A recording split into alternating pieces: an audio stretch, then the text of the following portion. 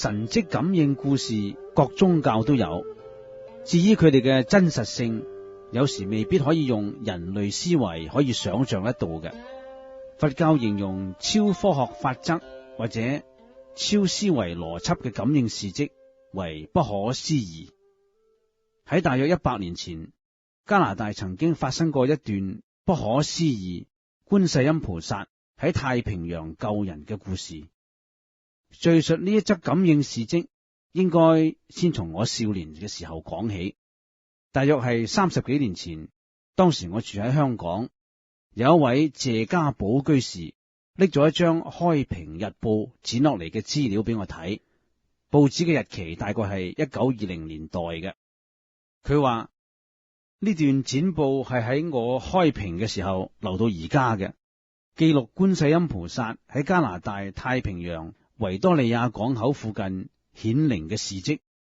有一隻大洋船從上海開出，船上大多數係申請去金山做勞工嘅中國人。當隻船駛過太平洋，仲有一日就到加拿大嘅時候，突然間天氣驟變，風起雲湧，使到本來平靜嘅海面翻起巨浪。洋船喺風浪之中顛簸咗2小時，部分艙面甲板已經俾海浪沖入咗海水。船上有啲搭客因為受唔住風浪嘅搖動，嘔吐昏迷。船長喺呢個時候亦毫無辦法，情況非常之危險。當時有一個女人，佢跪喺艙面上，合掌向天空不斷咁高聲誦念南無觀世音菩薩。過咗冇幾耐，有奇蹟發生。喺船嘅左邊，忽然間從海裏邊湧出一條黑色巨鯨，鯨嘅身體仲高過長過隻船。右邊又湧出一條白色嘅巨鯨，鯨身又係同樣咁大。隻船喺黑白巨鯨之中受到保護，冇俾風浪打沉。船長見到咁嘅情況，喺驚訝之餘，知道隻船可以恢復行駛，於是喺左右巨鯨嘅保護之下，隻船平安咁駛入維多利亞海港。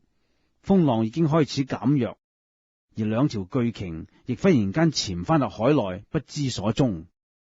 各位，當時我見到呢張開平日報剪落嚟嘅資料，亦冇特別加以注意，因為事蹟發生喺加拿大，與香港無關。但係10幾年後，當我嚟到溫哥華嘅時候，我遇到一位80幾歲嘅奇英楊伯，佢於閒談之間忽然追憶佢最初登陸維多利亞嘅呢一段奇蹟。呢段奇蹟同開平日報剪落嚟嘅資料不謀而合。原來呢位老華僑當時亦喺船上親身目睹經過嘅情況。